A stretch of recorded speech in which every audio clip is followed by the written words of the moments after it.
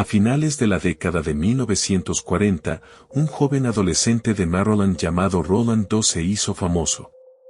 Fue el centro de uno de los casos de posesión más aterradores de la historia de Estados Unidos.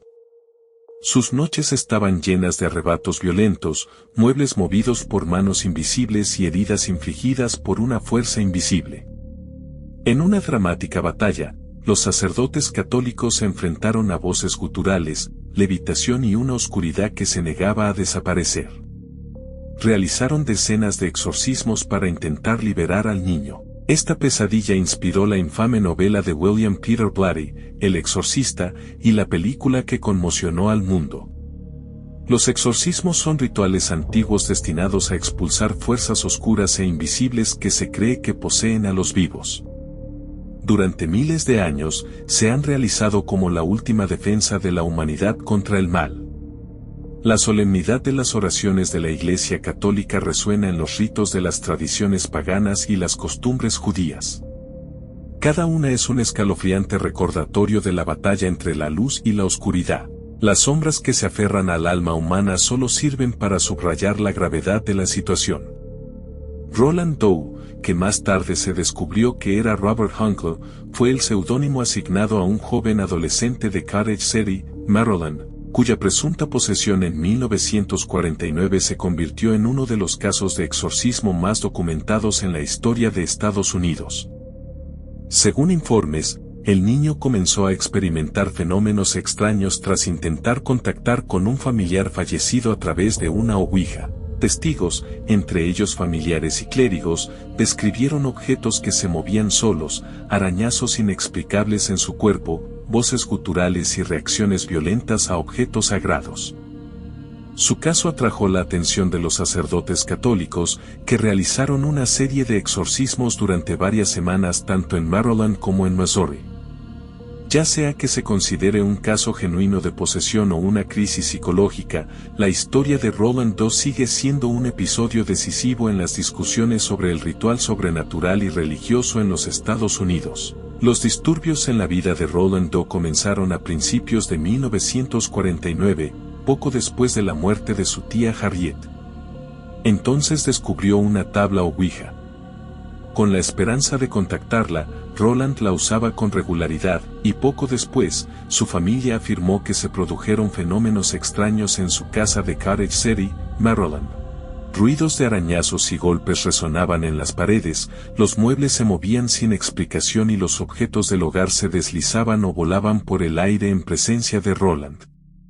Amigos y vecinos confirmaron que los objetos se movían solos y sus padres reportaron un cambio drástico en su comportamiento porque se volvió retraído, irritable y tenía ataques de ira repentinos.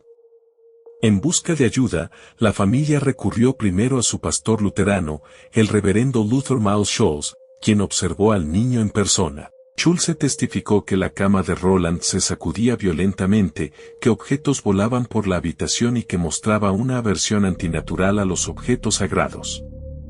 Convencido de que el fenómeno estaba fuera de su alcance, Schulze recomendó que la familia consultara con la Iglesia Católica.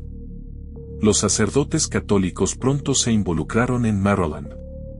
Pero, en febrero de 1949, aparecieron ronchas rojas que formaban la palabra Louis cerca de las costillas de Roland.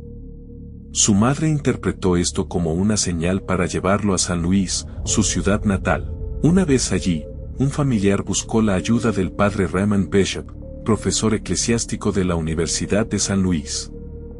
Durante los rituales de exorcismo, los sacerdotes reportaron fenómenos escalofriantes, el cuerpo del niño se convulsionaba, voces guturales hablaban a través de él y se pronunciaban frases en latín a pesar de la falta de entrenamiento de Roland en ese idioma.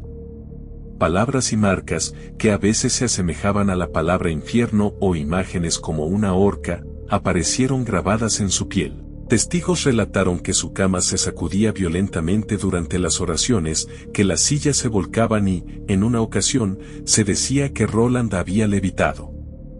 Sus reacciones violentas ante los crucifijos, el agua bendita y las oraciones solo acentuaron la convicción de los sacerdotes de que estaba bajo influencia demoníaca. Los exorcismos se prolongaron durante varias semanas, con momentos de alivio seguidos de recaídas repentinas, hasta el enfrentamiento final en el Hospital Election Brothers de San Luis. Allí, los sacerdotes informaron que, tras un episodio particularmente violento, Roland se calmó repentinamente, afirmando haber tenido una visión de San Miguel Arcángel, quien expulsó a los demonios que lo atormentaban.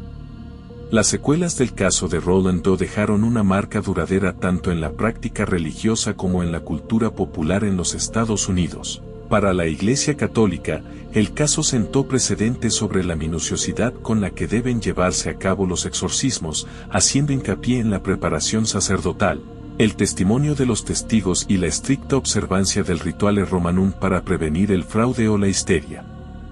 Reforzó el papel de la Iglesia como autoridad espiritual en casos considerados fuera de toda explicación médica o psicológica.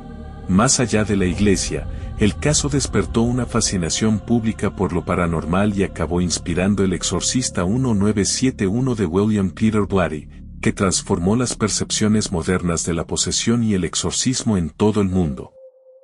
En los círculos académicos y médicos, la historia de Roland alimentó debates sobre la línea borrosa entre la aflicción espiritual y la enfermedad mental, lo que impulsó a psicólogos y teólogos a estudiar la intersección de la creencia, el trauma y lo inexplicable. En muchos sentidos, este caso sentó las bases de cómo la posesión y el exorcismo serían abordados, dramatizados y analizados en las décadas siguientes. Y bueno amigos, hasta aquí el video. Si les gustó, no olviden dejar su like y compartirlo si es que lo desean. Activar la campana de notificaciones para que YouTube les avise cuando subamos un nuevo video. Nos vemos. Hasta la próxima.